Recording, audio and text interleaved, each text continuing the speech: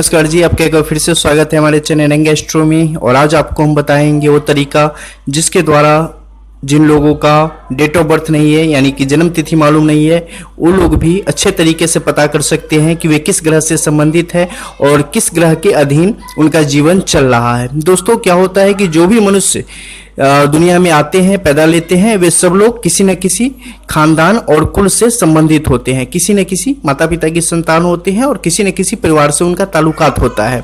और उनके डीएनए में और उनके खून में और उनके हर एक क्रियाकलाप में जो भी वो जीवन में करते हैं, उसमें आपको उस खानदान की, उस परवरिश की और उस संस्कार की झलक मिल जाती है। ठीक है, तो उसी तरीके से जो भी मनुष्य जिस नक्षत्र में पैदा होता है, तो नक्षत्र स्वामी के अनुसार वे लोग उस स्वामी के अधीन आ जाते हैं और वही उनका मुख्य अवयव हो जाता है, मतलब उनका मुख्य प्रधान ग्रह हो जाता है।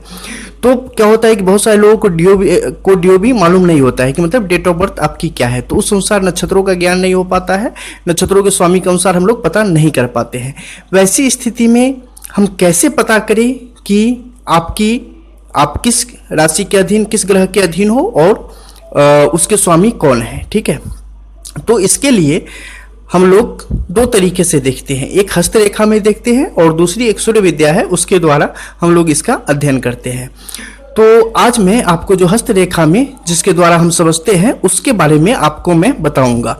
तो इसे आप देखें। सबसे पहले आज हम चर्चा करेंगे गुरु की, ताकि आप बेहतर तरीके से समझ सके अगर किसी व्यक्ति का गुरु प्रधान है तो वे कैसे हम पता कर सकते हैं। मान लो कि आपकी डीओबी नहीं है और आपने हाथ हमें भेज दी, अब हम कैसे पता करेंगे कि आपका प्रधान ग्रह कौन है, आप किस कुल से संबंधित हो, ग्रहों के किस कुल से आपका संबंध है। इसके लिए दोस्तों क्या होता है, ध्यान से देखिएगा। इसके लिए क्या होता है कि हम देखते हैं जो अंदर की महीन लकीरें होती है ना, जैसे कि आप थंब का इंप्रेशन कहीं डालते हो इंक लगा के कहीं पे स्टाम्प पे, तो इसका जो लकीर उभरती है वो महीन लकीरें होती है। ठीक है, तो वैसे ही महीन लकीरों का योग आप यहाँ पर देखेंगे।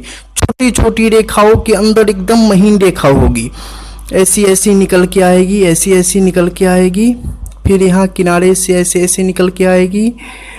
जहां पर भी तीन तरफ से रेखाओं का ऐसा चक्र बने, जिस भी ग्रह विशेष पर रेखाओं की ऐसी स्थितियां बन जाए, त्रिकोण तिमुही हो जाए और बीच में थोड़ा सा स्पेस हो और तीनों तरफ से रेखाएं चंद्रमा के आकार की तरह ऊपर से इस तरफ से इस तरफ और इस तरफ से इस तरफ हो और एकदम मध्य में ऐसी स्थिति जिस भी ग्रह विशेष पर बन जाए, जातक का प्रधान ग्रह वही होता है और जातक का जीवन उसी ग्रह के अधीन संचालित होता है, उसी ग्रह के अधीन वो कार्यरत होते हैं, उसी ग्रह से संबंधित व्यवसाय, स्वभाव, नौकरी, शिक्षा, संस्कार उनके अंदर पाए जाते हैं।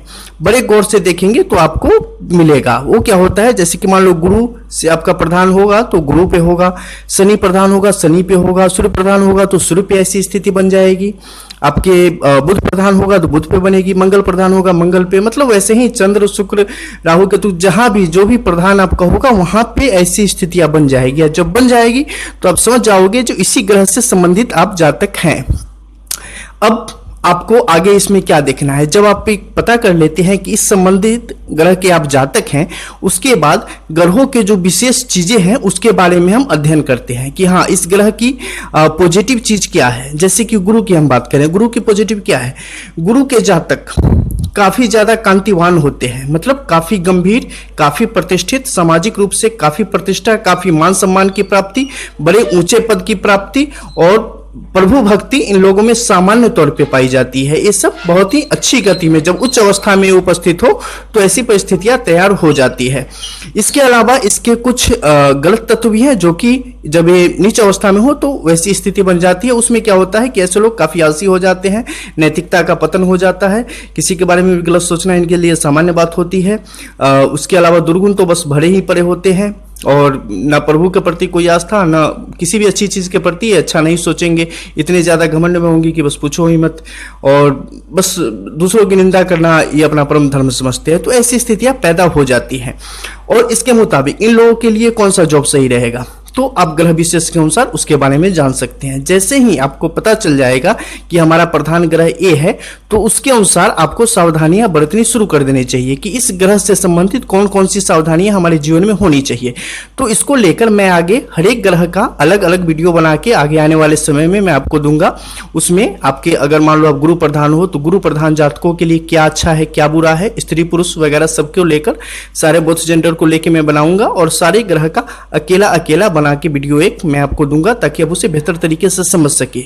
उन लोगों के लिए खास तौर पे फायदेमंद है जिनको डीओ भी अपना मालूम नहीं है, जन्म तिथि मालूम नहीं है, तो उन लोगों के लिए ये ज्यादा आसान रहेगा अपने बारे में पता करने का। इस आधार पर सूर्य विद्या के द्वारा हम अगर चाहें तो उनके लिए कुंडली का भी निर्माण कर सकते हैं।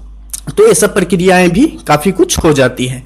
तो इसे आप अच्छी तरीके से समझ ले और ऐसा निशान जहां भी बने तो उससे संबंधित व्यक्ति हो जाता है। ठीक है दोस्तों, मिलते हैं फिर।